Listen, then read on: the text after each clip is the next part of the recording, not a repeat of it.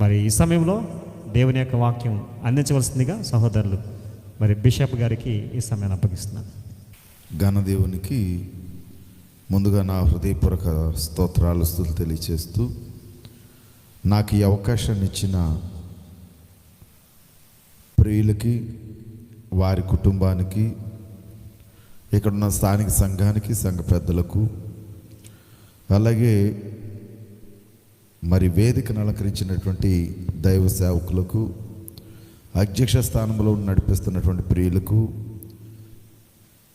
కూడి వచ్చిన గ్రామానికి, గ్రామ పెద్దలకు కూడా క్రీస్తు ప్రభు యొక్క శ్రేష్టమైన నామంలో నా హృదయపూర్వక శుభాలు, వందనాలు తెలియజేస్తున్నాను. ఈరోజు ఒక విలువైన పాఠాన్ని మనం చూడబోతా ఉన్నాం. మీ మనసంతా కూడా దేవుని వాక్యం మీద నిలపాలని ప్రేమతో కోరుతున్నాను. మరి ఇంత మారుమూల గ్రామంలో ఇంత పెద్ద స్టేజు, ఇంత పెద్ద సెటప్ చేసిన మరి ప్రియులు, వారిని అభినందిస్తున్నాను. ఎందుకంటే ఈ లోపల ఈ లంక గ్రామాల్లో ఇంత కార్యక్రమం దేవుని కొరకు చేయటం అంటే అదేం సామాన్యమైన విషయం కాదు. మరి ప్రియులు రాంప్రసాద్ గారు మొదటి నుంచి కూడా ఒక కమిట్మెంట్ కలిగినటువంటి వ్యక్తిగా నేను ఎరిగినవాడిని. ఆయన ఆరంభం నుంచి కూడా, ఆయన ఎక్కడి నుంచి వస్తున్నాడో నాకు తెలియదు కానీ వాక్యం వినడానికి మాత్రం రెగ్యులర్గా వచ్చేవాడు. ర్యాలీ ఆ దినాల్లో ఈయన ఎక్కడి నుంచి వస్తున్నారన్నది నాకు తెలియదు. కానీ ఇప్పుడు తెలిసిన సంగతి ఏంటంటే ఇంత మారుమూల నుంచి అక్కడికి వచ్చేవాడు అన్న సంగతి ఇప్పుడు అర్థమైంది. కాబట్టి ఆయన కమిట్మెంట్ అప్పుడు నాకు నేను గమనించినప్పుడు నేను ఆశ్చర్యపోయాను. సాధారణంగా దేవుని వాక్యం నేర్చుకోవటానికి మనుషులు ఇష్టపడరు, పెద్ద సమయాన్ని వెచ్చించరు, ఎందుకంటే అది నామినల్గా ఫీల్ అవుతారు. కానీ దేవుని వాక్యం మనుషులకు ఎంత ఉపయోగమో తెలిస్తే దాన్ని ఎవరు కూడా విడిచిపెట్టరు. దేవుని వాక్యం వల్ల మనుషులకు కలిగే మొదటి లాభం ఏమిటి అని అంటే, యోహాను సువార్త 15వ అధ్యాయము 3వ వచనాన్ని చదువుదాం. యోహాను సువార్త 15వ అధ్యాయం 3వ వచనం. ఈ మాటలను కనుక ఒకసారి మీరు ఆలోచన చేస్తే, నేను మీతో చెప్పిన మాటలను బట్టి మీరిప్పుడు పవిత్రులై ఉన్నారు. అక్కడ మీ అందరికి అర్థం కావాలి, దేవుని మాటలు మనుషులు ఏం చేస్తున్నాయి? అర్థమవుతుందండి? దేవుని మాటలు మనుషుల్ని ఏం చేస్తున్నాయట? పవిత్రులుగా మారుస్తున్నాయి. అంటే ఇవాళ 3 దినాలు ప్రియులు ఏర్పాటు చేసినటువంటి కార్యక్రమాల ద్వారా మనమందరం ఏమవ్వచ్చు? పవిత్రులు అవ్వచ్చు. ఇవాళ నేను రాజేష్ గారు చూస్తే ఆశ్చర్యపోయాను. వారు మరి ఈ లోక సంబంధంగా మనంతటి అవకాశం వారికి లేదు. అయినా కూడా ఈ మాటలు వినాలి అనే ఆలోచన, ఆయన మంచి బోధకుడే, మాటలు వినాలి, దేవుని మాటలు నేను కూడా అందులో ఉండాలి. అలాగే ప్రియులు వీరందరూ మంచి మంచి స్థలాల్లో మంచి బోధకులుగా వర్క్ చేస్తున్నారు. మరల ఇక్కడికి ఎందుకు రావాలి? ఇన్ని వేలు ఖర్చు పెట్టి ఈ కార్యక్రమం రాంప్రసాద్ గారు చేస్తున్నా ఇదంతా మనకు వినియోగపడుతూ ఉంది. ఎలా వినియోగపడుతుందంటే, మనల్ని కూడా ఆ మాటలు ఏం చేస్తున్నాయి? పవిత్రపరుస్తున్నాయి. ఓ ప్రశ్న రావచ్చు, పవిత్రపరచబడ్డానికి మేమేం అపరాధం చేశాము అని. మేమేం తప్పు చేయలేదు కదా, మేము పవిత్రం అవ్వాల్సిన పని ఏంటి అని. ఒక సంగతి మీకు తెలుసో తెలీదో, ఈ భూప్రపంచంలో మహానుభావులు, పరిశుద్ధులు, పవిత్రులు అనుకున్న వారి జీవితాలని రోమాపత్రిక ఏమని తేల్చింది అంటే, 3వ అధ్యాయం రోమిలకు రాయబడిన పత్రిక 11వ వచనానికి మనం వెళ్ళినప్పుడు 9వ వచనం నుంచి కూడా చదవచ్చు. రోమిలకు రాయబడిన పత్రిక 3వ అధ్యాయం 9 నుంచి. అలాగైనా ఏమందుము మేము వారికంటే శ్రేష్ఠులమా, తక్కువ వారమా, ఎంత మాత్రం అపోస్తులు మాట్లాడుతున్నమాట, ఎంత మాత్రమును కాము. యూదులేమి గ్రీసు దేశస్థులు యూదులేమి గ్రీసు దేశస్థులేమి అందరూ పాపంలోకి లోనై ఉన్నారని. ఎంతమంది? అందరూ ఏమయ్యారట? పాపానికి లోనై. అంటే ప్రతి మనిషిలో దేవుడికి ఏం కనబడుతుంది? పాపం కనబడుతుంది. ప్రతి మనిషిలో దేవుడికి పాపమే కనబడుతుంది. ఆ తర్వాత వచనంలోకి వెళితే చదువు, అందరూ పాపమునకు లోనై ఉన్నారని. ఎంతకు ముందు దోషారోపణ జరిగింది. ఇందును గూర్చి వ్రాయబడినది ఏమనగా నీతిమంతుడు లేడు. ఎక్కడ? ఈ భూప్రపంచంలో ఎవరు లేరు. నీతిమంతుడు లేడు, ఒక్కడు కూడా లేడు. ఎవరు స్టేట్మెంట్ ఇది? దేవుడు. అపోస్తులు దట్ట అపోస్తులు ఎవరి ద్వారా మాట్లాడారు? దేవుడు ద్వారా. అంటే ఇప్పుడు ఎవరిస్తున్నారు ఈ స్టేట్మెంట్? డైరెక్ట్గా దేవుడు చెబుతున్నాడు. దేవుడు తన ఈ ప్రపంచాన్ని చూసినప్పుడు ఎవరు కనబడలేదట? నీతిమంతులు కనబడలేదు. గతంలో ఒకసారి ఇలాంటి సందర్భం వచ్చింది. అప్పుడు దేవునికి నీతిమంతులు కనబడలేదు. నీతిమంతులు కనబడనప్పుడు ఆనాటి దినాల్లో నోవాహు అనే వ్యక్తిని కనుగొన్నాడు దేవుడు. మనందరికీ తెలుసు. నోవాహు అనే వ్యక్తిని కనుగొన్నాడు. అతన్ని కనుగొని అతని ద్వారా ఆ లోకాన్ని రక్షించాలని ఒక ప్రక్రియ చేశాడు. ఆనాటి దినాల్లో ఏం చేశాడు? నోవాహు ద్వారా ఓడను సిద్ధం చేశాడు. ఈ ఓడలోనికి ప్రవేశించిన వారందరూ ఏమవుతారని చెప్పాడు? రక్షణ పడతారని చెప్పాడు. అప్పటికి కూడా లోకం ఎలా ఉందని తెలియజేయబడింది. 6వ అధ్యాయం ఆదికాండము 5వ వచనం. ఆదికాండం 6వ అధ్యాయం 5వ వచనం. అమ్మా మీరు చదివినా నాకు వినపడదు. నరుల చెడుతనము భూమి మీద గొప్పదనియు. భూమి మీద ఎలా ఉందట? గొప్పదనియు. అంటే దేవుడు ఇస్తున్న స్టేట్మెంటు. అప్పటికే కొద్ది దినాలు అయింది నరులను తయారు చేసి దేవుడు. కొన్ని సంవత్సరాలు మాత్రమే అయింది నరులను తయారు చేసి దేవుడు. కానీ నరులు చెడుతనము భూమి మీద గొప్పదనియు, వారి హృదయములోని తలంపులలోని ఊహ అంతయు కేవలము ఎల్లప్పుడూ చెడ్డదనియు యెహోవా చూచి తాను భూమి మీద నరులను చేసినందుకు యెహోవా సంతాపము నొందెను అనే మాట. ఏం పొందాడు దేవుడు? సంతాపం అనే పదం ఎప్పుడు వాడతాం చెప్పగలరా? అమ్మా సంతాప సభ అంటారు. ఎప్పుడు ఎవరైనా మనిషి పోయినప్పుడు ఏమంటాం? ఏ సభ అంటాం? సంతాప సభ. ఒక్క మాటలో చెప్పాలంటే దేవుడు ఆ రోజున సంతాప సభ పెట్టేసాడట ఆ సమాజానికి. వీళ్ళందరిని తయారు చేసినందుకు బాధపడి సంతాప సభ ముందు పెట్టేశాడు దేవుడు. అయితే ఆ దినాల్లో 9వ వచనంలోకి వెళ్ళండి. అక్కడే నోవాహు వంశావళిదే. నోవాహు నీతిపరుడును. నోవాహు ఎవరట? నీతిపరుడు. అంటే ఆ రోజుల్లో దేవునికి ఎవరు కనబడ్డారు? నీతిపరుడు కనబడ్డాడు. నోవాహు అనే ఒక నీతిపరుడు కనబడ్డాడు. నోవాహు నీతిపరుడును తన తరములో నిందారహితుడునై. ఒక్క సెకండ్ ఆలోచించాలి. నోవాహు నీతిమంతుడిగా కనబడ్డాడు, నిందారహితుడిగా కనబడ్డాడు. ఎవరికి? దేవునికి. అందుకనే ఆ ఓడ కట్టే పని ఎవరికి అప్పగించాడు? దేవుడు నోవాహుకు అప్పగించాడు. బాగా ఆలోచించండి. ఇప్పుడు ఈ పాఠం యొక్క ఉద్దేశాన్ని నేను స్పష్టంగా మీకు చెప్పడానికి ఇష్టపడుతున్నాను. నోవాహు నీతిపరుడుగాను నిందారహితుడిగా కనబడ్డాడు కాబట్టి నోవాహుకి దేవుడు ఓడను కట్టే బాధ్యతను అప్పగించాడు. ఎన్ని సంవత్సరాలు కట్టాడండి ఓడని? తెలుసా మీకు?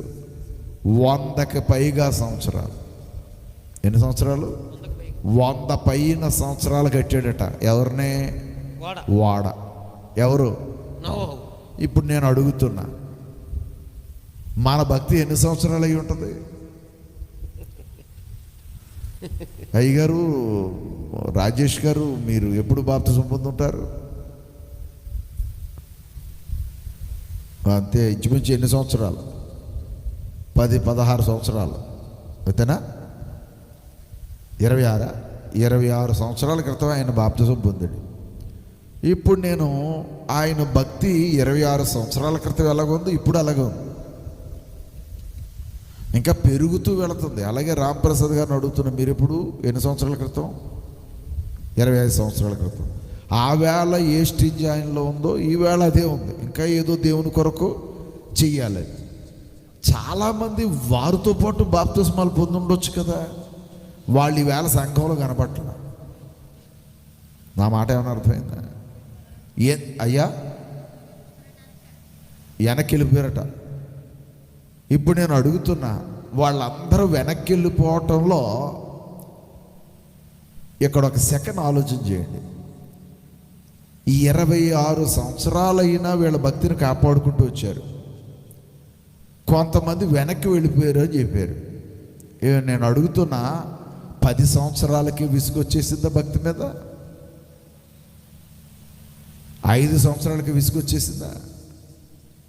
మరి 100 సంవత్సరాల ఓడకట్టిన వాడి పరిస్థితి ఏంటి చెప్పాలి?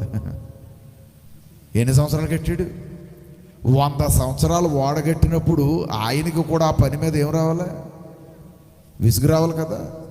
గవర్నమెంట్ ఉద్యోగస్తులు అడిగితే ఎప్పుడు రిటైర్ అయిపోతామా అని చూస్తున్నామని అంటారు. ఎందుకు? వాళ్ళు చేసే వృత్తి మీద విసుగొచ్చి. కొంతమంది ఏమంటారు, తాపి మేస్త్రులు కానీ వాటర్ మేస్త్రులు కానీ అడిగితే ఇంకెంతకాలం చేస్తామండి బాబు, ఏదోలాగా ఈ వృత్తిలోంచి బయటపడిపోవాలనుకుంటున్నాం అంటారు. ఎవరినైనా మీరు అడగండి, దీనిలోంచి బయటపడాలనుకుంటున్నాం అంటారు. ఎందుకంటే మహా అయితే వాళ్ళు 25 సంవత్సరాలు చేస్తున్నారు, 20 సంవత్సరాలు 30 సంవత్సరాలు చేస్తున్నారు. 30 సంవత్సరాలకే విసుకొచ్చే మన జీవితాలు 100 సంవత్సరాలు ఎంత ఓర్పుతో సహనంతో నోవహు ఓడగట్టి ఉంటాడు. మీకు ఇంకో సంగతి చెప్తాను, భయంకరమైన సంగతి. ఆయనకి భార్య ఉందా? ఎవరికి ఉందా లేదా? ఉంది. పిల్లలు ఉన్నారు, కోడళ్ళు ఉన్నారు. ఇప్పుడు నేను అడుగుతున్నా, ఆయనకి విసుగు రాకపోయినా ఆ భార్యకైనా 100 సంవత్సరాలు కడతంటే విసుగు రావాలి కదా. మాట్లాడరా? ఎవరి మీద? నోవహు మీద. ఏమయ్యా వాడా చచ్చిపోతున్నాం, రోజు ఇదే పని. ఆ చెక్కట్రమంటున్నా మొక్కట్రమంటున్నా, ఏంది ఈ గొడవ మాకు అర్థం కావట్లేదు అని అనాలి కదా. మరి మనమైతే ఆ ప్లేస్లో ఉంటే ఏముందో? చివరికి యోబు భార్య ఏముందా? గుర్తొచ్చిందా? యోబు భార్య ఏముందా? ఏదో ఈ భూ సంబంధమైన కష్టాలు తట్టుకోలేక ఏమనేసింది ఆవిడ? దేవుని దూసి చచ్చిపోక ఎందుకు ఏదో బతుకని తిట్టింది. ఎవరినే? భర్తని. మరి నోవహు భార్య కూడా అని ఉండాలి కదా 100 ఏళ్లలో. సరే, భార్య కాబట్టి అనలేదు, మరి కోడళ్ళకైనా ఒళ్ళు మండాలి కదా. నా మాట ఏమైనా అర్థమైందా? ఎందుకు? మీ నాన్న అత్తమ్మ అని మాటికి ఆ ఓడ గొడవ తప్ప ఇంకేమి లేదేటబ్బా అని వాళ్ళ భర్తలతోటైనా అనాలి కదా. ఈవేళ మీరు ఇక్కడ గమనించాలి. అక్కడ ఆదికాండము 9:10లో ఒక మాట రాయబడింది. చూడ కిందకి 6వ అధ్యాయంలో 9వ వచనం మళ్ళీ చదవండి. నోవహు వంశావళిదే. నోవహు నీతిపరుడును తన తరములో నిందారహితుడునయ్యుండెను. నోవహు దేవునితో కూడా నడిచినవాడు. ఎంతకాలం? దేవునితో కూడా నడుచువాడు. అది పాయింట్. అక్కడ నోవహు ఎందుకు నీతిమంతుడయ్యాడంటే ఆయన ఎవరితో నడిచాడట? దేవునితో నడిచాడు. లోకం, మిగిలిన మనుషులు లోకంతో నడిచారు. విషయాలు గమనించాలండి. మిగిలిన ప్రపంచం అంతా లోకంతో నడిచింది, నోవహు దేవునితో నడిచాడు. అందుకని నోవహును దేవుడు ఏమన్నాడు? నిందారహితుడు అన్నాడు, నీతిపరుడని సర్టిఫికెట్ ఇచ్చాడు. దేవునితో నడిచే ప్రతి ఒక్కడికి దేవుడు ఇస్తున్న బహుమానం ఇదే. ఎందుకయ్యా అంటే నేను ఆ వేళ దేవుడు దేవునితో నడిచాడని నోవహుని ఎలా అనుకున్నాడు అనంటే, నోవహుకు దేవుడు అప్పగించిన పనిని ఎన్ని సంవత్సరాలు చేశాడు? ఆయన 100కి పైగా సంవత్సరాలు చేశాడు. అందుకని దేవుడు ఏమని సర్టిఫికెట్ ఇచ్చాడు? నీతిపరుడే కాదు, నాతో అతను ఏం చేశాడు? నడిచాడు. అంటే నేను చెప్పిన ఆజ్ఞ మేరకు అతను చేశాడు. ఇప్పుడు నేను అడుగుతున్నా, ఇప్పుడు మనం దేవునితో నడవాలంటే ఎలా నడవాలి? Very good. ఎవరన్నారు? వాక్యముతో నడవాలి. Very good. ఎందుకు వాక్యంతో నడవాలి? వాక్యం ఏమై ఉన్నది గనక. రైట్. యోహాను 1:1 ఆది యందు వాక్యముడను, వాక్యము దేవునితో, వాక్యము అంటే ఇప్పుడు మనం దేవునితో నడవాలంటే మంచిది, వాక్యముతో నడవాలి. అంటే వాక్యముతో నడిచిన ప్రతి ఒక్కడు ఏమవుతాడు? ఇప్పుడు నాది నోవహు ఎలా నిందారహితుడయ్యాడో, నోవహు ఎలా నీతిమంతుడయ్యాడో, వాక్యంతో నడిచే ప్రతి ఒక్కడు ఏమవుతాడు? నీతిమంతుడవుతాడు, నిందారహితుడవుతాడు. ఎందుకంటే వాక్యానికి ఆ పవర్ ఉందా? చెప్పాలి. పాపాలను శుద్ధి చేయగలిగే శక్తి వాక్యానికి ఉందా? నమ్ముతున్నారా మీరు ఎవరైనా? వాక్యానికి ఆ శక్తి ఉందని. ఎందుకు అనంటే యేసు ప్రభు భూమి మీద జీవించిన తొలి దినాల్లో ఎవరొచ్చినా, స్వస్థత చేయమని ఎవరొచ్చినా, ఆయన మొదట స్వస్థత కంటే ముందు నీ పాపాలు క్షమింపబడ్డాయి, నువ్వు పరుపెత్తుకు పొమ్మనివాడు. గుర్తుందా ఆ వచనాలు? ఏమనివాడైనా వాళ్ళ దగ్గరికి వచ్చారు, ఆయన దగ్గరికి స్వస్థత కోసం. ఈయనేమనివాడు? పాపాలు క్షమింపబడ్డా బొమ్మనివాడు. ఎంతకే పాపాలు క్షమించడానికి నువ్వెవరు అని అడిగారు యూదులు. మనుష్య కుమారుడికి అధికారం ఉందని చెప్పాడు యూదులతో. ఎవరో? యేసుక్రీస్తు ప్రభు. మరి మనుష్య కుమారుడైన యేసుక్రీస్తు ప్రభుకి అధికారం ఉంటే అదే అధికారం వాక్యమై ఉన్న క్రీస్తు ప్రభుకు ఉండదా? చెప్పాల. ఇప్పుడు క్రీస్తు ప్రభు ఎవరు? వాక్యము. ఎందుకంటే అదే యోహాను 1:14 ఏమన్నాడు? ఆ వాక్యము శరీరధారి అయి కృపా సత్య సంపూర్ణుడుగా మన మధ్య నివసించాను. ఇంతకీ యేసుప్రభు ఎవరు? వాక్యము. మరి యేసుప్రభుకి మా పాపాలను క్షమించగలిగే అధికారం ఉన్నప్పుడు ఆయన వాక్య రూపములో ఉన్న ఆయనకి కూడా ఏముంటుంది? పాపాలను క్షమించే అధికారము ఉంటుంది. అందుకనే ఆయన వాక్యము విన్న ప్రతి ఒక్కరూ, ఆయన వాక్యాన్ని అంగీకరించిన ప్రతి ఒక్కరు ఏమవుతున్నారు? యోహాను 15:3 మర్చిపోయినప్పుడే అది ఆ మొక్క రావాలి అక్కడ. నా వాక్యము మిమ్మల్ని ఏం చేసింది అన్నాడు ఆయన. అంటే ఇప్పుడు మనం అందరం ఏమవుతున్నాం? పవిత్రులు అవుతున్నాం.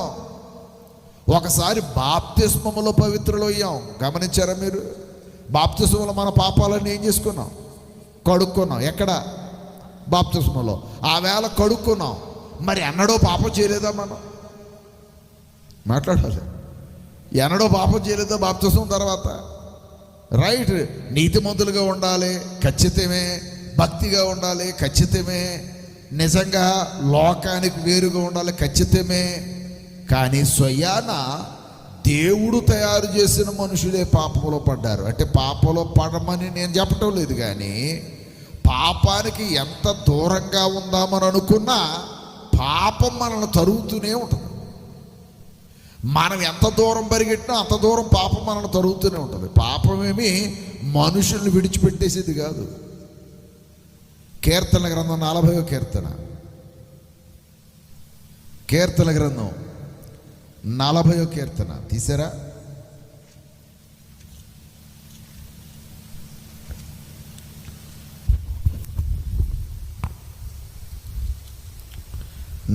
కీర్తన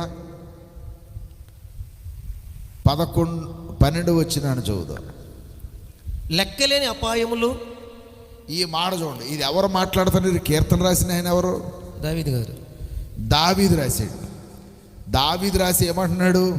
లెక్కలేని అపాయములు, లెక్కలేని అపాయములు నన్ను చుట్టుకొని ఉన్నవి. లెక్కలేని అపాయములు నన్ను చుట్టుకొని ఉన్నవి. నా దోషములు నన్ను తరిమి పట్టుకొనగా. నా దోషములు నన్ను తరిమి పట్టుకును. ఏవై దోషములు? వ్రాసిన వ్యక్తి ఎవరు? దావీదంతటోడు దోషాలు ఏం చేశాడు? నేను ఇందాక అదే చెప్పాను. భూమి మీద ఎవరు కనపడలేదట దేవునికి? నీతిమంతుడు లేడు, ఒక్కడో లేడు. మరి దావీదులో కూడా పాపం ఉందని చెప్పబడుతుంది. ఆయనే చెబుతున్నాడు, నా దోషాలు నన్ను తరువు పట్టుకుంటున్నాయి. కిందకు చూడండి. నేను తల ఎత్తి చూడలేకపోతుని. నేను తల ఎత్తి చూడలేకపోతుని. లెక్కకు ఒక్క నిమిషం. తల ఎత్తి ఎందుకు చూడలేము? సిగ్గు. సిగ్గుపడుతుంది. మనం చేసిన పాపాలు మనల్ని ఏం చేస్తున్నాయి? సిగ్గుపరుస్తున్నాయి. దావీదు అదే మాట్లాడుతున్నాడు, నేను తలెత్తి చూడలేకపోయాను. ఎప్పుడు గుర్తుపెట్టుకోండి, దైవం దగ్గర వినయ విధేయతల వల్ల మాత్రమే మనం మార్కులు వేయించుకోగలం. దేవుని దగ్గర వినయ విధేయతల వల్ల మాత్రమే మార్కులు వేయించుకోగలం. గర్వించేవాడు అసలు దేవునికి అవసరం లేదు. అందుకనే బైబిల్లో ఒక మాట ఉంది, విరిగి నలిగిన మనస్సే ఆయనకి ఇష్టం. ఏ మనసు? మరలా అంటాడు యెషయా గ్రంథములో, వినయము గల వారి యొద్దను దేన మనస్సు గల వారి యొద్దను ఆయన నివసించుచున్నాడు. 60 అధ్యాయం. ఎవరి దగ్గరికి వచ్చాడు దేవుడు? వినయము గల వారి దగ్గరికి. అంటే దేవుడు అధిక మార్కులు వేయాలంటే మనలో ఏముండాలి? వినయము, విధేయత ఉండాలి. గర్వించే మనసు ఉన్నవాడు దైవానికి అవసరం లేదు. మీకు ఒక పాయింట్ చెప్తాను. దావీదు చేసినన్ని యుద్ధాలు బైబిల్లోకి ఎవరు చేయలేదు. ఇంకో మాట, దావీదు ఏ యుద్ధంలో కూడా ఓడిపోలేదు. అంటే అన్ని యుద్ధాల్లో నెగ్గినోడికి ఏం రావాలి? గర్వం రావాలి, తలబిరుస్తానం రావాలి. కానీ దావీదు ఏనాడు తలబిరుసుతనంతో ప్రవర్తించలేదు సరికదా. ఈ యుద్ధాలు కూడా నీ దయ వల్ల నెగ్గానని చెప్పాడు. ఎవరి దయ వల్ల? నాతో యుద్ధం చేయించిన వాడు ఆయనే అని చెప్పాడు. అంటే మహిమంతా ఎవరికి ఆపాదించాడు? దేవునికి. ఈవేళ చాలామంది ఎక్కడ ఫెయిల్ అయ్యారంటే, బాగా పాటలు పాడితే, ఇంతకుముందు ఎవరో బ్రదర్ చక్కగా పాల్గారు, ఆయన ఓ పాట పాడారు, నేను వెనకాల కూర్చుని విన్నాను. చాలా బాగా పాడారు, చాలా మంచి కంఠస్వరం ఉంది, ఆయన చాలా చక్కగా పాడారు. నాకు వినబుద్ధేసి పాటలు పాడటం చాలామందికి తలాంతులు ఉంటాయండి. కానీ ఎప్పుడూ కూడా పాటలు పాడే వ్యక్తి ఏమనుకోవాలంటే, ఈ తలాంతు నాకు కేవలం దేవుడిచ్చాడని అనుకో. ఎందుకంటే ఆ తలాంతును బట్టి ఎప్పుడు మనం గర్వించటానికి వీలు లేదు. ఇప్పుడు మేము బోధకులు ఉన్నాం, మంచిగా బోధించారని చాలామంది చెప్తారు. నాతో రాత్రి విజయవాడ అవతల ఇబ్రహీంపట్నంలో మాట్లాడి వచ్చాను. తెల్లవారు గట్ల వచ్చాను. అక్కడ బోధించిన బోధక స్థానిక పెద్ద పెద్ద బోధకులు వాళ్ళు అక్కడ ఉన్నవాళ్ళు, వాళ్ళందరూ నాకు ఉదయం చెబుతున్నారు, అద్భుతమైన పాఠం చెప్పారు సార్ అని. అది విన్న తర్వాత నేను ఎక్కడికో ఎదిగిపోకూడదు. అర్థమవలా? ఎందుకు? ఆ బోధ నాది కాదు, ఎవరిదే అంటే ఇప్పుడు నాలో గర్వం పెరగకూడదు. నేను ఎంతసేపు దైవం ముందు తగ్గవలసిందే. ఎందుకు తగ్గాలంటే, ఇప్పుడు పాయింట్ క్యాచ్ చేయండి, ఎందుకు తగ్గాలంటే మనం చేసిన పాపాల వల్ల అయినా తగ్గాలి. అర్థం అవ్వలేదని అన్నది. మనం చేసిన దురాగతాలు మనకు తెలియవా? మాట్లాడేది తెలియ, పబ్లిక్కి తెలియకపోవచ్చు. పాపం అంటే చాలామంది అనుకున్నారు బహిరంగంగా చేసేదేనేమో అని. బహిరంగంగా చేసేది పాపం కాదు, అంతరంగంలో జరిగేది పాపం. ఇందాక ఎవరు పిల్లలు చక్కటి పాట పాడారు మా మోహపు చూపు గురించి. ఏమండి, చాలా బాగుంది ఆ పాట, చాలా బాగుంది, వింటున్నాను లోపల నుంచి. చాలా భక్తిగా ఉండాలి, నీతిగా ఉండాలి, చాలా బాగా రాశారు ఆ పాట, బాగుంది. అసలు ఈ ప్రపంచంలో మనుషుడు బ్రతకాలంటే అనుక్షణం మన చుట్టూ పాపమే పొచ్చుంది. అది నిరంతరం కళ్ళు చూస్తూనే ఉంటాయి. ఈ ప్రపంచంలో ఉన్న పాపాన్ని నిరంతరం కళ్ళు చూస్తూనే ఉంటాయి. చూసి దాన్ని అనుభవించకపోయినా అది చూసామంటేనే ఏంటి? పాపం.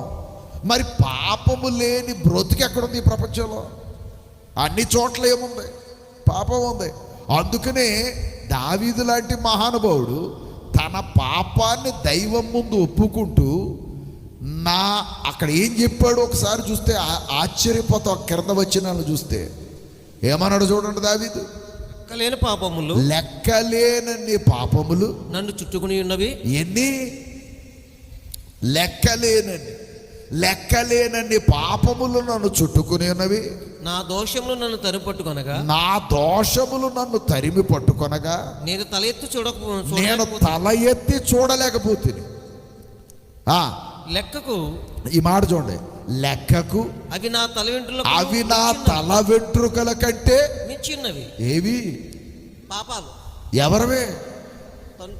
నావి. మరి దావీదు నీతిమంతుడని పిలువబడ్డాడు, నీతిమంతుడని చెప్పబడ్డాడు, దేవుని చేత పొగడబడ్డాడు. అంతటి వాడు ఈ మాటలు రాశాడంటే ఇక మన వెనకాలు ఎన్ని ఉన్నాయో ఏంటి? పాపాలు. మరి ఇప్పుడు ఇన్ని పాపాలు మూట కట్టుకుని మనం లోకంలో తిరుగుతున్నాం. ఆదివారం ఆరాధనకి రెండయ్యా ముర్రు అంటే చాలామంది ఆదివారపు ఆరాధన నిర్లక్ష్యం చేస్తున్నారు. ఎందుకు నిర్లక్ష్యం చేస్తారో నాకు తెలియదు. కానీ నిర్లక్ష్యం చేయటం వల్ల ఎంత అపరాధం ఉందో చెప్పనా, ఎంత ప్రమాదం ఉందో తెలుసా మీకు? ఆదివారం ఆరాధనకి రావటం వల్ల మీకు కలిగే లాభం ఏంటయ్యా అంటే, ఈ వాక్యము మిమ్మల్ని ఏం చేస్తుంది చెప్పాలి? పవిత్రులు చేస్తుంది. ఏది? వాక్యం. ఎలా చేస్తుందండి? ఎఫెసీయులకు రాయబడిన పత్రిక 5వ అధ్యాయం 25వ వచనం చదువుదాం. ఎఫెసీయులకు రాయబడిన పత్రిక 5వ అధ్యాయం 25వ వచనం. స్త్రీలరా, అక్కడ ఏం రాయబడి ఉందో చూడండి. స్త్రీలారా, ప్రభువునకు వలె మీ సొంత పురుషులకు లోబడి, మీ సొంత పురుషులకు లోబడి ఉండు. ఎవరికి వలె? ప్రభుకు వలె. ఇవాళ అక్కడ చెప్పబడింది భార్య భర్తల గురించి కాదు. అక్కడ ఈ పాఠం ప్రతి పెళ్లిలో వాడతారు పెద్దలు, పాస్టర్ గారులు అందరూ. కానీ వాస్తవంగా భార్య భర్తల గురించి చెప్పలే పౌలు గారు. అక్కడ క్రీస్తుని గురించి, సంఘాన్ని గురించి చెప్పాడు. అసలు అక్కడ హైలైట్ చేసింది పౌలు గారు క్రీస్తుని గురించి, సంఘాన్ని గురించి. భార్య భర్తలు గొడవ కానే కాదు. అయితే భార్య భర్తల వలె క్రీస్తు కూడా సంఘానికి రిలేషన్ ఉందని చెప్తున్నాడు. ఇప్పుడు మళ్ళీ చదవండి, అదే వచ్చును 25 వచ్చును. స్త్రీలారా, ప్రభువునకు వలె మీ సొంత పురుషులకు లోబడి ఉండుడి. క్రీస్తు సంఘమును ప్రేమించి, క్రీస్తు సంఘమునకు శిరస్సయ్యున్నలాగున పురుషుడు తన భార్యకు శిరస్సయ్యున్నాడు. క్రీస్తే శరీరమునకు రక్షకుడై ఉన్నాడు. సంఘము క్రీస్తునకు లోబడినట్లుగా భార్యలు కూడా ప్రతి విషయంలో తమ పురుషులకు లోబడాలి. అక్కడతో అయిపోయింది ఆ గొడవ. అలా పక్కన పెట్టండి, కిందకి వెళ్దాం. పురుషులారా, మీరును మీ భార్యను ప్రేమించుడి. పురుషులు ఏం చేయాలంటే భార్యను ప్రేమించాలి, భార్యలు ఏం చేయాలంటే పురుషులకి లోబడాలి. బహుశా ఈ కాన్సెప్ట్లోనే నోవాహు గారి భార్య ఏం చేసింది? లోబడింది. ఆయన కోడళ్ళు కూడా ఏం చేశారు? లోబడ్డారు. కాబట్టి వాళ్ళకి వెళ్ళారు, లేత బయట పోదురు. అర్థమైందా నేను అన్నది? లోబడ్డారు కాబట్టి వాళ్ళకి వెళ్ళారు, లేత బయటికి పోదురు. 100 సంవత్సరాల్లో కూడా ఏనాడు ఆర్గ్యుమెంట్ చేయలేదు. దేవునికి కుటుంబం ఉందా? ఎఫెసీయులకు రాయబడిన పత్రిక, ఎఫెసీ పత్రిక తీసారా? 3:14. ఈ హేతు చేత, అక్కడ ఏం చెబుతున్నాడో చూడండి. ఈ హేతువు చేత పరలోకమందును భూమి మీదనున్న ప్రతి కుటుంబము ఏ తండ్రిని బట్టి కుటుంబం అని పిలువబడుచున్నదో. ఒక్క సెకండ్. ఏ తండ్రిని బట్టి కుటుంబం అని పిలువబడుచున్నదో అనే ఒక మాట వాడాడు. అంటే ఇప్పుడు దేవునికి కుటుంబం లేదనుకోండి, ఆయన మనకు తండ్రి కాడు, దేవుడే అవుతాడు. అర్థం అవ్వాలమ్మే నేను అన్నది. ఆయన మనకు తండ్రి కాడు, దేవుడు అవుతాడు. దేవుడు అయ్యాడు అనుకోండి, దేవునికి ఎవరు ఉంటారు భూమి మీద? అది పాయింట్, ఇది రైట్ పాయింట్. ఇది భక్తులు ఉంటారు. దేవుడు అంటే కింద ఎవరు ఉండాలి? భక్తులు ఉండాలి. తండ్రి అంటే ఎవరు ఉండాలి? అది. ఇప్పుడు మనం దేవుణ్ణి ఏమంటున్నాం? తండ్రి అంటున్నాం అంటే ఖచ్చితంగా ఆయనకి ఎవరు ఉండాలి? పిల్లలు ఉన్నారు ఏంటి? ఇప్పుడు అది ఆయనకి ఏమవుద్ది? ఎవరి కుటుంబం? అప్పుడు దేవుని కుటుంబం ఇక్కడ, అది దేవుని కుటుంబంగా పిలువబడుతున్నది ఏదయ్యా అంటే సంఘం. అంటే ఇప్పుడు దేవుని కుటుంబం మాత్రమే ప్రవేశిస్తుంది ఎక్కడికి? సంఘంలోనికి. ఆనాడు నోవాహు కుటుంబం మాత్రమే. ఎందుకంటే దెర్ ఇస్ నో ఆర్గ్యుమెంట్. నోవాహు కుటుంబం ఏం చేయలేదు? ఆర్గ్యుమెంట్ చేయలే. విన్నదే, నమ్మింది, ప్రవేశించింది. ఈవేళ సంఘం కూడా ఏం చేయాలి? ఆర్గ్యుమెంట్ కాదు, వినాలి. లేఖనాలు చెబుతున్న సంఖ్య భావాలు అన్నీ కూడా స్పష్టంగా వినాలి. వినేం చేయాలి? గ్రహించాలి. గ్రహించి దాన్ని అనుసరించాలి. ఒక మాట అడుగుతున్నా, ఆనాడు ఒకే ఒక సంఘం, ఒకే ఒక వాడ కట్టబడింది. ఈనాడు ప్రభు ద్వారా ఒక సంఘం కట్టబడింది. అయితే భిన్న సంఘాలు మనుషులు కట్టుకుని ఉండొచ్చు, వారు వివిధ రకాలుగా నమ్మొచ్చు. అవి చేరతాయా లేదా అన్నది లేఖనాల దగ్గరికి తీసుకొని వచ్చి లేఖనాల ద్వారా పరిశీలన చేస్తే అవి కూడా పరలోకి వెళతాయా లేదా అన్నది వారికి అర్థమవుతుంది. ఇప్పుడు నేననేది ఏంటంటే, ఆనాడు మొదటి శతాబ్దంలో ప్రభు కట్టింది ఎన్ని సంఘాలు? ఒకటే. ఆ సంఘమునకు రోమాపత్రికలు వెళ్ళేటప్పటికి ఏమని పేరు పెట్టారు? పౌలు గారు క్రీస్తు సంఘములని మీకు వందనములు చెబుతున్నాయన్నాడు. అప్పటికి సంఘాలు అనే మాట ఎందుకు వచ్చిందంటే, ప్రతి గ్రామానికి అది ఏమైంది? విస్తరించింది కాబట్టి సంఘములు అనే మాట వాడాడు. కానీ ప్రభు కట్టింది ఒకటే సంఘం. ఈ బండ మీద నా సంఘములను కట్టుదును అనల్లా, సంఘమును కట్టుదును అన్నాడు. ఆ సంఘము యొక్క పునాదులు ఎక్స్టెండ్ అవుతూ వచ్చినాయి. నోవహు ఓడకి కొలతలు ఇచ్చాడు దేవుడు, అలాగే సంఘానికి కూడా కొలతలు ఉన్నాయి. ఆ కొలతలు భూలోకమంతా విస్తరిస్తున్నాయట. ఎందుకనంటే ఎక్కడో యెరూషలేములో కట్టిన సంఘం ఈవేళ అయోధ్యలంకి వచ్చిందే. అర్థం అవ్వలేదు నేను అన్నది. ఎక్కడ కట్టబడిన సంఘం ఇది? యెరూషలేములో. ఇప్పుడు ఎక్కడ ఉందో దాని పార్టు అంటే ఇప్పుడు ఈ వాడ ఎంత పెద్దదే? అర్థమైందా లేదా? ఎంత పెద్దది అంటే భూలోకం అంత పెద్దదే. ఏది? ఈ వాడ భూలోకం అంత పెద్దగా కట్టి, అందుకనే నాకు టైం లేదు కానీ లేకపోతే చెప్పాల్సి వస్తే అద్భుతమైన పాఠం చెప్పొచ్చు. మీరు దానియేలు గ్రంథం ఎంతమంది చదివారు ఇక్కడ? చదివిన వారు ఉంటే దానియేలు గ్రంథంలో ఒక విగ్రహం కనబడుతుంది, పెద్ద విగ్రహం. కలలో నెబుకద్నెజరుకి కలలో కనబడింది. ఏది? ఒక పెద్ద విగ్రహం. తలంతా ఏంటి? శిరస్సు బంగారం, తర్వాత ఇదంతా రొమ్ములన్నీ వెండి, తర్వాత ఇత్తడే, ఆ పాదాలు ఇనుము. ఇలాంటి ఒక ప్రతిమ కనబడిందట. ఎవరికే? నెబుకద్నెజరుకి. దానియేలు దాని వివరం ఇస్తున్నాడు. ఆ ప్రతిమ ఏంటో, దాని గొడవ ఏంటో చెప్పి, అదే నెబుకద్నెజరుకి ఇంకో పాయింట్ కనబడింది. ఏంటంటే సహాయము లేని ఒక చిన్న రాయి ఎక్కడి నుంచి వచ్చిందో తెలియదట. ఆ రాయి వచ్చి ఈ ప్రతిమ మీద పడిందట. ప్రతిమ మీద పడగానే అంత నిలువెత్తు ప్రతిమ ముక్కలైపోయి కింద పడిపోయింది, దంచబడింది, పొడుగు చేయబడింది అని రాయబడింది అక్కడ. దాని సంగతి దానియేలు గారు చెబుతూ, అంచె దినాల్లో జరగబోయే దాన్ని దేవుడు నీకు చూపించాడు. ఆ అంచె దినాల్లో జరగబోయేది ఏంటయ్యా అంటే, దేవుని రాజ్యం రాబోతుంది. ఆ రాజ్యం వచ్చినప్పుడు ఈ రాజ్యాలన్నీ కూలిపోతాయి అని చెప్పటం దేవుని యొక్క ఉద్దేశం అని చెప్పాడు. ఆ బండ ఏది? ఆ చిన్న రాయి అని అనుకున్నామే, ఆ తరువాత అది ఎదిగట, పెరిగి పెరిగి పెరిగి భూతలం అంత పెద్దదైందని రాయబడింది.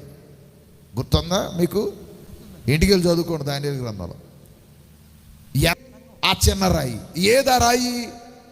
ఇప్పుడు అదే 16 అధ్యాయాలు చెప్పాడు పేతురు. ఈ బండ మీద, ఆ బండనే రాయి ఇప్పుడు ఎక్కడి వరకు వెళ్ళింది? భూతలం అంత పెద్దదే. ఎక్కడి వరకు వచ్చింది? ఇక్కడికి ఎందుకు వచ్చింది మరి? అర్థమైంది ఇప్పుడు? మరి ఇక్కడికి ఎందుకు వచ్చింది? ఎక్కడో లంకలో ఈ మూలలోకి ఎందుకు వచ్చింది?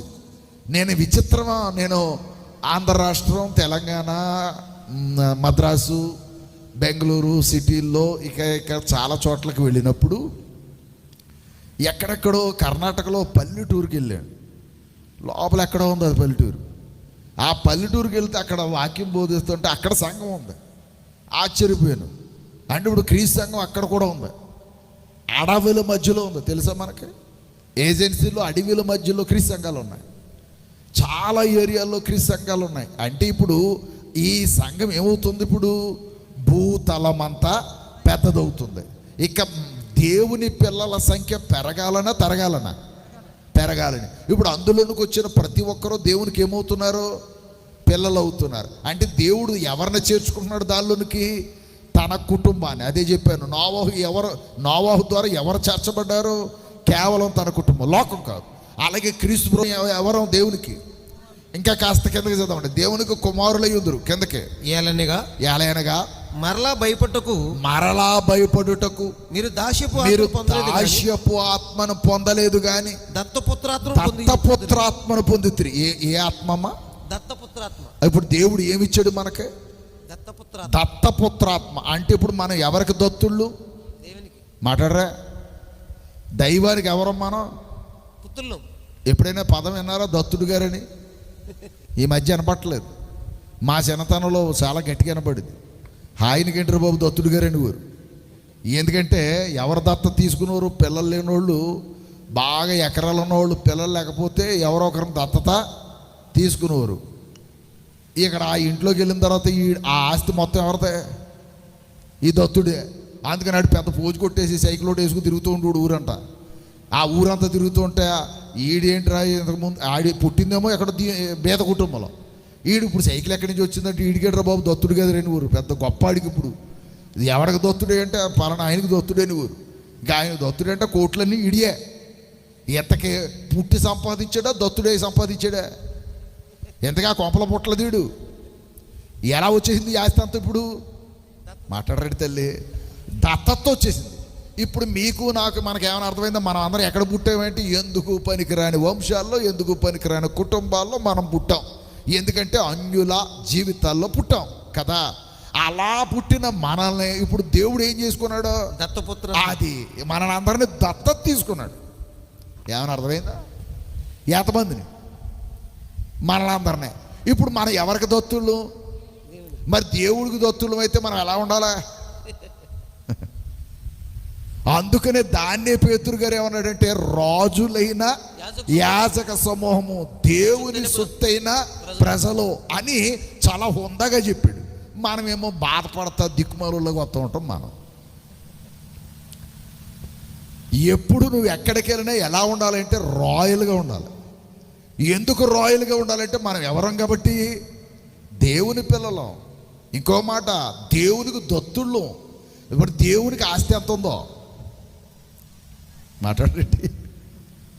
దేవుడికి ఆస్తి ఎంత ఉందా అయ్యా? దేవుడికి ఆస్తి ఎంత ఉందో ఎవరైనా చెప్పగలరా? తెలీదా?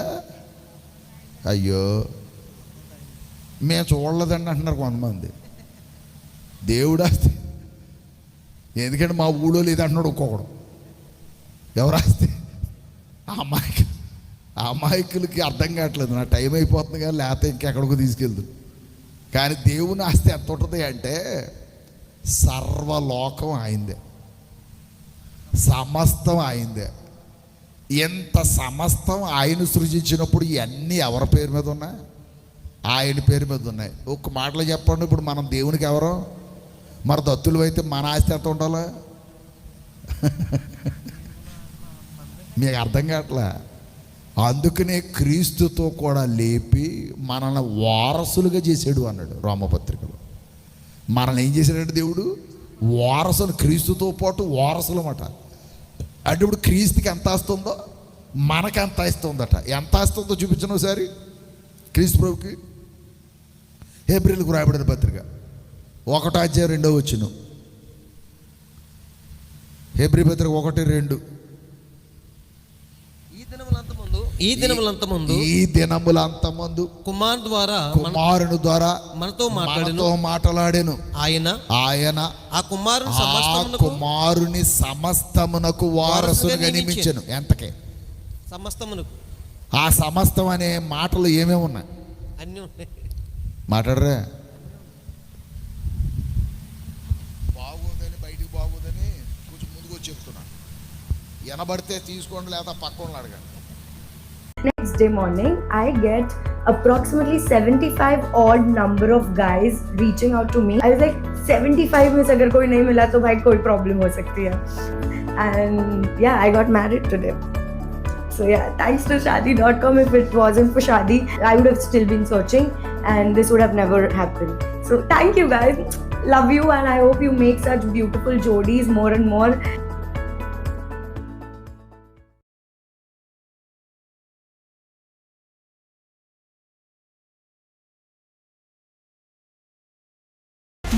చెప్తున్నావు నువ్వు? ఇతడు 17వ శక్తి స్థాయి వీరుడా?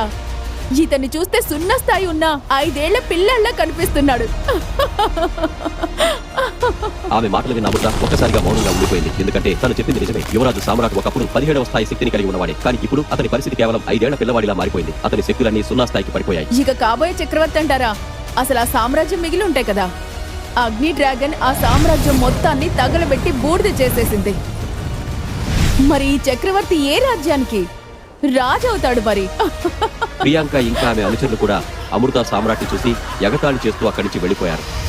అమృత ఒక డ్రాగన్ దగ్గరకు వచ్చి తన కత్తిని తీసింది. కానీ అమృత తన తీసుకోండి లేదా పక్కన అడగండి. మా దేవుడికి 500 ఎకరాలు ఉందన్నాడు ఒక ఆయన. మా దేవుడికి ఏముందట 500 ఎకరాలు. ఇంకొక ఆయన అన్నాడు మా దేవుడికి 1000 ఎకరాలు ఉందన్నాడు. ఇప్పుడు చెప్పండి మన ప్రభుకి ఎంత ఉందో? సమస్తం మాట్లాడరా? సమస్తమును. ఎన్ని ఎకరాలు అంటున్నాను? సమస్తం అంటే కేవలం భూగోళమే కాదు, భూగోళాన్ని దాటి ఉన్న ప్రతి గోళం అయిందే. ఇంకేమున్నాయనుకుంటున్నారు మీరు? భూగోళానికి బయట ఇంకేమున్నాయని డౌట్ వస్తుంది మీకు. చెప్పనా? కోట్లు ఉన్నాయట. అవి ఎన్ని ఉన్నాయి ఇప్పటికి ఇంకా సంఖ్య తెలీదు శాస్త్రవేత్తలకి. ఎంతకీ నక్షత్రం మనకు కనబడేవాడికి మిలుకు అని కనబడుతుంది. ఏదో బుల్లి చిన్న నక్షత్రం అని అనుకుంటున్నాం. నక్షత్రం అంటే ఎంత ఉంటుంది అనుకుంటున్నారు? భూగోళం కంటే సూర్యుడు కొన్ని కోట్లు రెట్లు పెద్దోడు. ఎవరు? ఒక సూర్యునిలో 14 లక్షల భూములు పడతాయట. 14 లక్షల భూములన్నీ కలిపితే సూర్యులో దూకిపోతాయి. అలాంటిది 14 కోట్ల మిలియన్ల సూర్యులు ఒక్క నక్షత్రంలో దూరతారట. నక్షత్రం అంత పెద్దదే. మరి అంత పెద్ద నక్షత్రం మినుకు మరి ఎందుకు కనబడుతుంది? విమానం కింద ఉన్నప్పుడు ఎలా ఉంటుందా? చాలా పెద్దగా ఉంటుంది. ఆకాశంలోకి వెళ్ళిన తర్వాత మన ఇంట్లో మన పిల్లోడు ఆడుకున్నట్టుగా ఉంటుందా? అవునా? ఎందుకు మరి ఆకాశంలోకి వెళ్ళేటట్టుగా సైజు అని తగ్గిపోయిందా? మరి ఏమైంది? మాట్లాడరే తల్లి. అది మనకు దూరవైపులది కూడా ఏమైంది? అలాగే నక్షత్రాలు చాలా పెద్దవి, కానీ అవి మనకు అంత దూరంలో ఉండేటప్పటికి ఎలా కనబడుతున్నాయి? అది ఇలాంటి నక్షత్రాలు కొన్ని కోట్లు ఉన్నాయట. ఆ కోట్ల నక్షత్రాలు అవి కాక బ్లాక్ హోల్స్ ఉన్నాయట, ఏవో ఉన్నాయట, బోళ్ళు ఉందట. చరిత్రలు ఎవరికి తెలియదు. అంత ఉంది ఈ ప్రపంచం. ఈ శాస్త్రవేత్తలకు ఇప్పుడు ఇంకా లెక్క తెలియలేదు. అంత ప్రపంచానికి వారసుడి ఎవరు? ఇప్పుడు మనల్ని ఏం చేసాడు? వారసులు చేసాడు. ఎలా?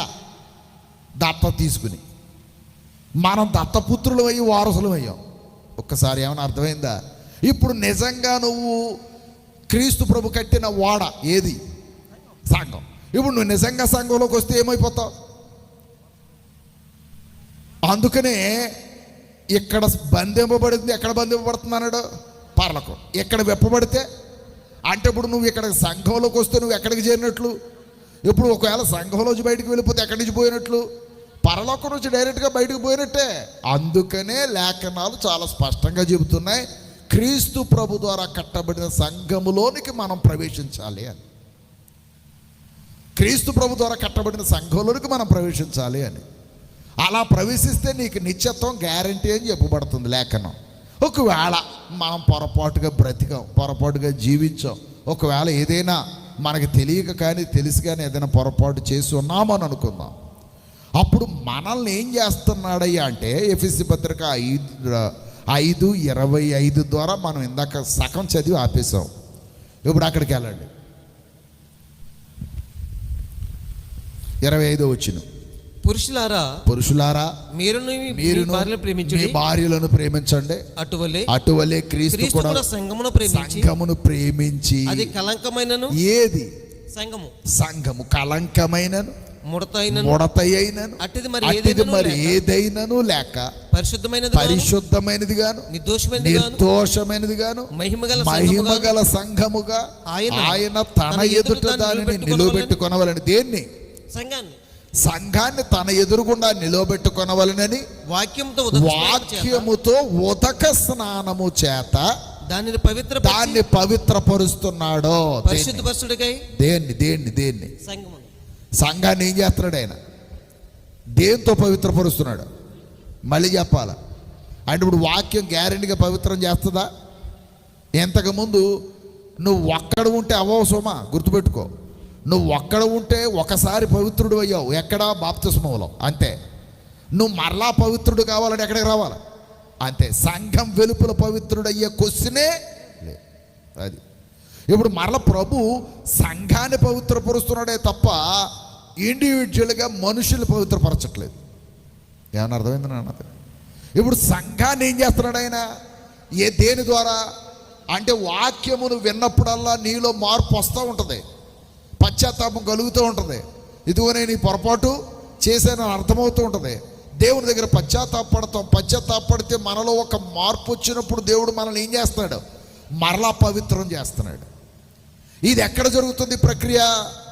కేవలం సంఘంలో. అంటే నువ్వు ప్రతి ఆదివారం ఎక్కడికి రావాలి? ఎందుకు రావాలి? పవిత్రపరచబడ్డానికి రావాలి. అంతే. పవిత్రపరచబడ్డానికి రావాలి. ఒక ఆదివారం ఎగ్గొట్టావు. మీరు ఎప్పుడైనా చూడండి, ఒక్క ఆదివారం ఎగ్గొట్టిన తర్వాత 5-6 ఆదివారాలు రాకుండా చేస్తారు సాతానుగాడు. మీరు ఎప్పుడైనా అబ్జర్వ్ చేస్తే ఒక్క ఆదివారం కనుక మీరు మానేశారనుకోండి, గ్యారంటీగా చిచ్చి పెట్టేస్తాడు. 5-6 ఆదివారాలు మళ్ళా మందిరంలో కనపడకుండా చేస్తాడు. మరలా భయంకరంగా పోరాడి ఆడితో అప్పుడు రావాలి. ఎక్కడికి? మళ్ళీ సంఘానికి. వచ్చిన తర్వాత పొరపాటును ఎప్పుడైనా మానవా, మళ్ళీ గ్యారంటీగా 5 ఆదివారం. ఎందుకు వచ్చిందో తెలుసా? నిన్న ఆదివారం చెడగొట్టడానికి వచ్చిందా పనికిమాలి? ఎక్కడికి వెళ్ళకుండా? ఆదివారానికి ఆరాధనకి వెళ్ళకుండా. నువ్వేం చేయాలి? తెలివైన దానివైతే ఎదిగో తాళం, నువ్వు వండుకుంటావో సత్తావో ఇంట్లో పడుకో, నేను ఆరాధనకి వెళ్ళి వస్తానని చెప్పావు అనుకో, ఆ మనిషి మళ్ళీ జీవితంలో ఎప్పుడైనా ఆదివారం వస్తుందా? రాదు. నువ్వు కూడా ఏం చేసావంటే బయలుదేరేసిందని మళ్ళీ వెనకపోయావు. మా తల్లి వచ్చేసిందని చుట్టం ఇంకెప్పుడు కనపడదు పాపం జీవితంలో. వచ్చేసిందని వెనకపోయిన తర్వాత ఇదే దెబ్బలాట. ఫైనల్గా సైతాన్ గడు తీసుకొచ్చాడు. మరి సైతాన్ గడు ఊరుకుంటాడు? ఏదో గొడవట్టకపోతే వీళ్ళిద్దరూ చూపు పట్టి కొట్టేసుకున్నారట. అంత దరిద్రం అయింది. ఇప్పుడు ఆ మనిషి కోసం నువ్వు వెనక్కి వెళ్ళడం వల్ల నీ ఆరాధన పోగొట్టుకున్నావు, నీ జీవితం పోగొట్టుకున్నావు. అదే విషయం నువ్వు తెలివైన దానివైతే ఏం చేయాలి? నాడు ఆరాధనకి వెళ్దావా అని అన్నావు అనుకో, చచ్చిన జీవితంలో మళ్ళీ మీకు కొంప పెట్టా కదా ఆదివారం.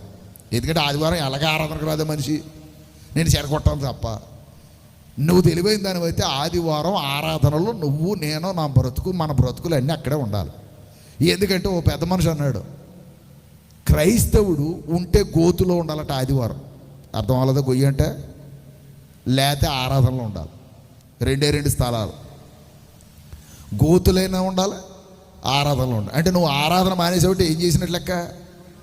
గోతులో ఉన్నట్లు లెక్క. ఇప్పుడు ఇంకోసారి సంగతి చెబుతాను. ఆదివారం ఆరాధన మానేసావు, నువ్వు పవిత్రపరుచుకునే అవకాశాన్ని పోగొట్టుకున్నావు. పోగొట్టుకోవటం వల్ల ఏమైనా నష్టమా? దీనికి ఒక చిన్న ఎగ్జాంపుల్ చెప్తాను, అర్థం అవటం కోసం ఈ ఉదాహరణలు చెప్తున్నాను సుమా, మరో విధంగా తీసుకోకండి, అర్థం అవటం కోసం. ఈ బట్టలు మనం వేసుకున్నాం, ఎన్ని రోజులు వేసుకుంటామమ్మా? మాట్లాడరేటి? ఏమన్నా సంవత్సరం వేస్తామా? ఏయో మహా అయితే 1 రోజు, తప్పితే 2 రోజులు. తర్వాత ఏం చేయాలి? మాట్లాడాలి, ఉతకాలి. ఉతకపోతే ఏమవుద్ది? అయ్యా రైట్, కంపు కూడదే, మాసిపోయినాయి.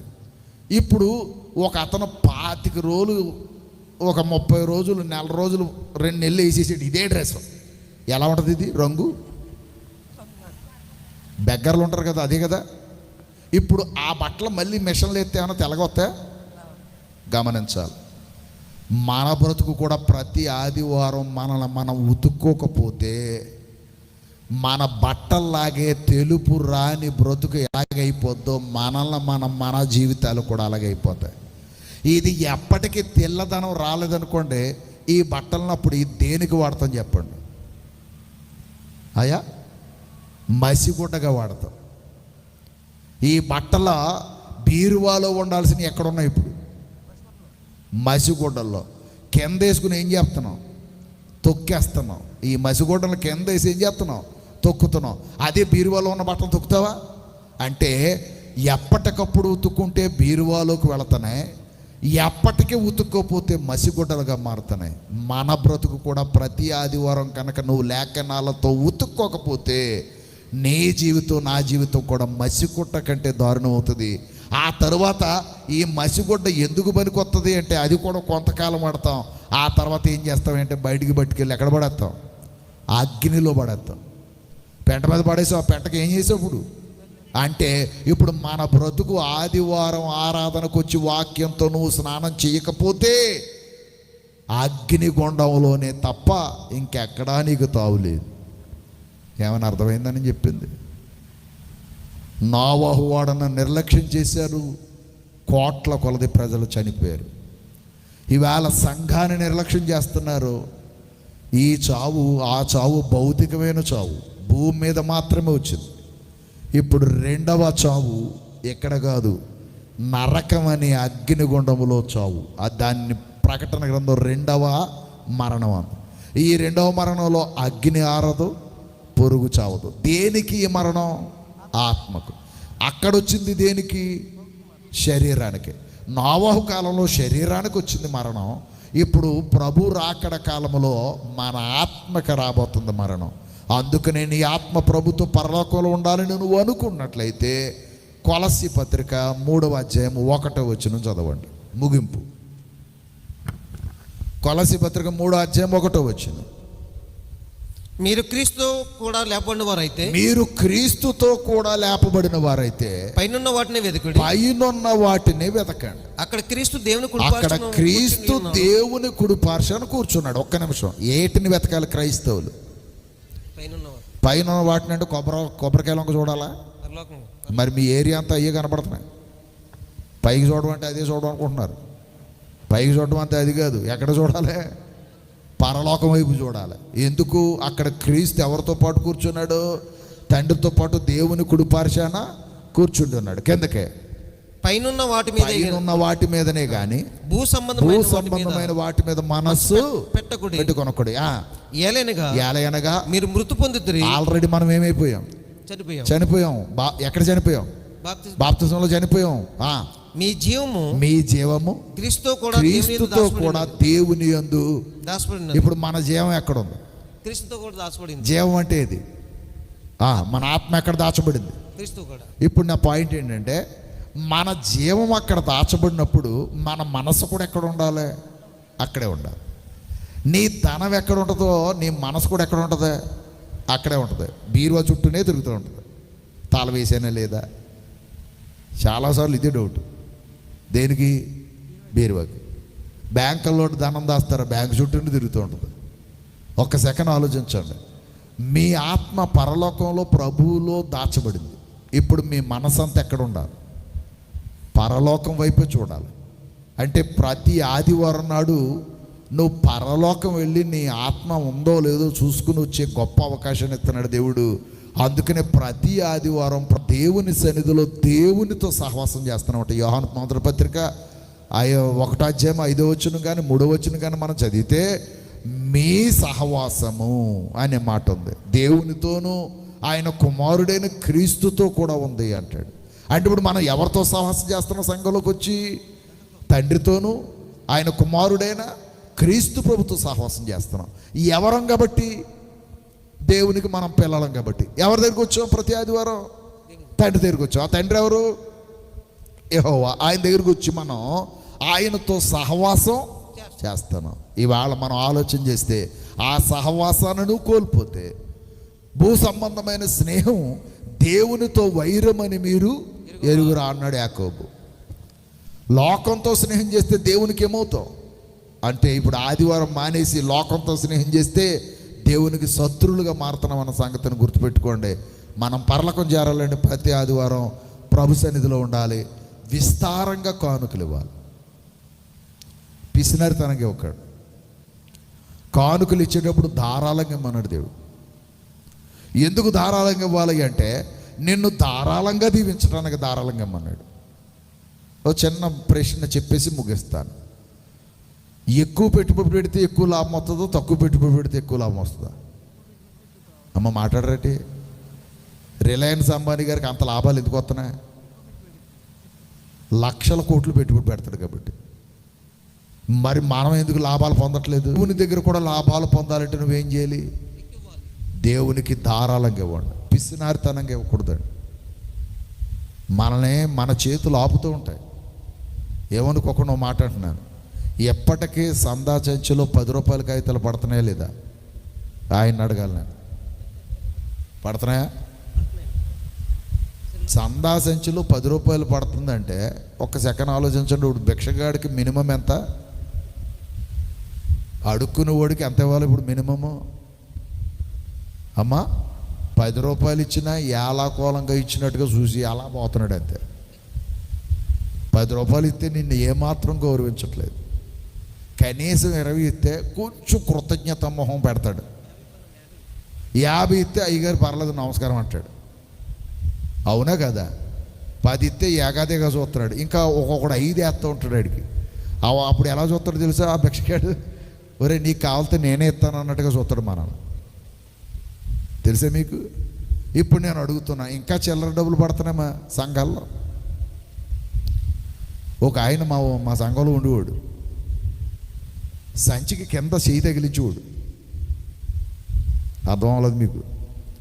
ఆయన చంద పట్టుకుని వస్తారు కదా కర్ర, ఆ కర్ర పట్టుకొచ్చినప్పుడు ఈ పెద్దగారు ఏం చేసేవాడు అంటే కింద చేయి పెట్టేవాడు, దానికి చేయి పెట్టి ఇంకో చేతి వేసేవాడు. ఏమన్నా అర్థమైంది ఎందుకు వేసాడు? అబ్బా అది ఈడెదవ తెలివితే అట్లా సౌండ్ రాకుండా ఏ సంచి కింద చేయి పెట్టి వేసాడు. పైన ఆయన చూడలేదు, తెంగరోడికి పక్కోడికి సౌండ్ రాకూడదు అనుకున్నాడు, కానీ వీడికి సౌండే లేకుండా పోద్ది అనుకోవట్లేదు. వీడు నిజంగా ఆడికి సౌండే లేకుండా పోయింది. కొంతకాలానికి పక్షవాతం వచ్చింది, పడి ఉన్నాడు మంచం మీద, ఇప్పటికి లేకట్లే. ఏమనుకోకండి, మనం దేవునికి ఇవ్వలేదు అనుకోండి. ఇంకో సంగతి తెలుసా మీకు? ఆయన వసూలు చేసుకోవడం ఆయనకి తెలుసు. మనకు పర్సంటేజ్ ఇచ్చాడు, ఇవ్వమన్నాడు, ఇవ్వలేదు అనుకోండి, వసూలు చేయటం ఎలాగో తెలుసా? ఆయనకి వసూలు చేసుకుంటాడు, తీసుకెళ్ళి హాస్పిటల్లో పెడతాడు అంతే. అప్పుడు డాక్టర్ గారు వసూలు చేసుకుంటాడు. ఆయనకి ఇవ్వాల్సిందంతా ఈయన లాక్కుంటాడు. ఎవరికి ఇవ్వాల్సిందంతా? దేవునికి ఇవ్వాల్సిందంతా ఇప్పుడు డాక్టర్ గారికి కట్టేసి వచ్చేస్తాం. అదే దైవానికి ఇచ్చేవనుకో ఇంట్లో ఉంటారు నిక్షత్తగా ఆరోగ్యంగా. దేవునికి ఇవ్వలేదనుకో డాక్టర్ గారి దగ్గర మంచం మీద ఉంటారు 2 గొట్టాలు పెట్టుకుని. అర్థమైందా?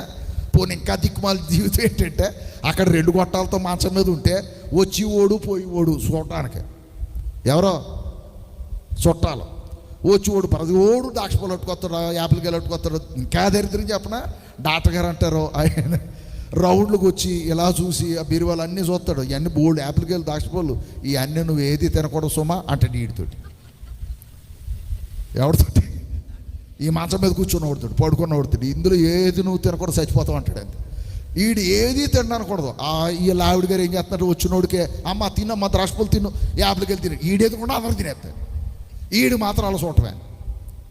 ఈ యాదవ బతుకు వద్దు అనుకుంటే దేవునికి ఇవ్వండి. దేవునికి ఇచ్చి ధారాళంగా పొందండి. మీ అందరికీ వందనాలు. చాలా అద్భుతమైనటువంటి వాక్య వివరణ, మంచి సందేశాన్ని అందించినటువంటి ప్రియులు PDD బిషప్ గారికి సభల తరపున ప్రత్యేకమైనటువంటి వందనాలు తెలియజేస్తున్నాను. మరి ఈ సమయంలో కన్వీనర్ గారు రామ్ ప్రసాద్ గారు మరి ఒక చక్కటి చిరు సన్మానాన్ని మరి సంఘమంతా ప్రేమతో ఏర్పాటు చేశారు. చిరు సన్మానం మాత్రం ప్లీజ్ వెల్కమ్ సార్.